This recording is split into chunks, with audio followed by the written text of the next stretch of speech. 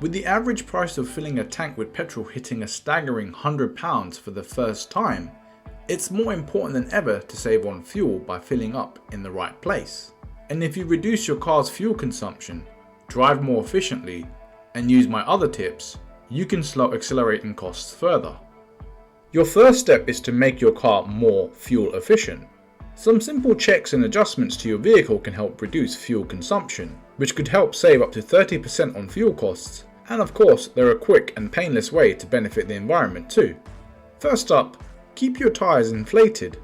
Lower tyre pressures increase drag on a car, meaning you need more fuel. So regularly check the pressures are correct, and your car will need less oomph to keep it moving. Secondly, you should declutter your car. The lighter your car is, the less effort it needs to accelerate. By clearing out junk from the boot and not carrying any unnecessary weight, you can save a little more money.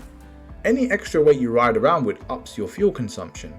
Whilst lightening the load won't make the biggest difference, every little helps towards keeping it down. Thirdly, take your roof rack off. A roof rack, even unused, adds wind resistance to a car, increasing drag and making the engine work harder. If you don't need it, take it off along with anything else inefficient. Even closing the windows and removing any flags will make the car run slightly more efficiently. Fourthly, turn off air conditioning at lower speeds. Air conditioning uses engine power and therefore fuel, so make sure it's turned off unless you really need it. The general consensus is it's more efficient to drive with the windows down and the aircon off at lower speeds. But at higher speeds, it's better to use the aircon and keep windows up due to the extra drag caused by having windows down. And if you're not using your aircon, it's worth turning it on once in a while, as not using it can mean it stops working. Fifthly, think about whether you need a full tank of fuel. Fuel is heavy, so by filling the car up, you're adding quite a lot of weight. So the less fuel your car has in it, the more efficiently it drives. If you fill up slightly more often and put less in, say half to 3/4 full, it'll make the car run more efficiently.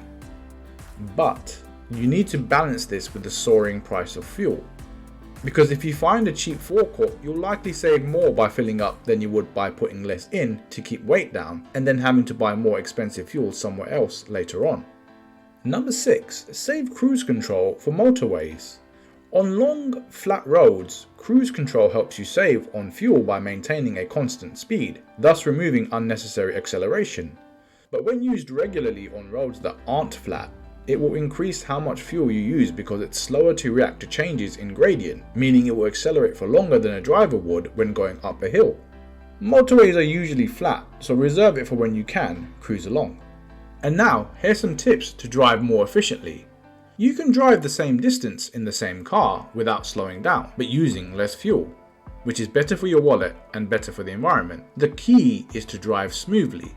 Accelerators are money pumps, so you should accelerate gradually. You should aim to speed up smoothly. The harder you press on the accelerator, the more fuel will flow, but you can reach the same speed using much less power. As a rough rule, stay under 3000 revs. Furthermore, if you accelerate too quickly, chances are you'll then have to brake hard, which isn't exactly efficient. The brake is a money burner. Where safe, allow yourself to slow naturally rather than hitting the brakes. When you press the brake, you are essentially converting the energy you've paid to put into the car into heat. Instead, where you can, make the most of the car's momentum. And over the course of a journey, if you brake frequently, you'll end up having to accelerate more too, which ultimately means using more fuel. Keep moving if you can. The most expensive meter you drive is always the first one. It takes huge energy to get a car going, so if you can safely roll gradually up to a traffic light as it changes from red to green without stopping, it is more efficient than stopping and restarting. And finally, coasting in neutral can be cheaper, but it is dangerous.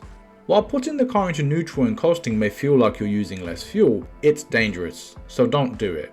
You always need access to the accelerator to avoid unexpected hazards. Plus, cars can handle far worse on sharp corners when in neutral.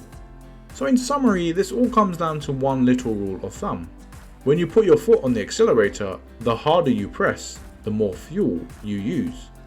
Please give this video a like if you found it helpful. Why not consider sharing it with someone else that you think might benefit from it? Feel free to leave me a comment or question below and I'll get back to you as soon as possible. And if you haven't done so already, please subscribe. Thanks so much for watching. I'll see you in the next one.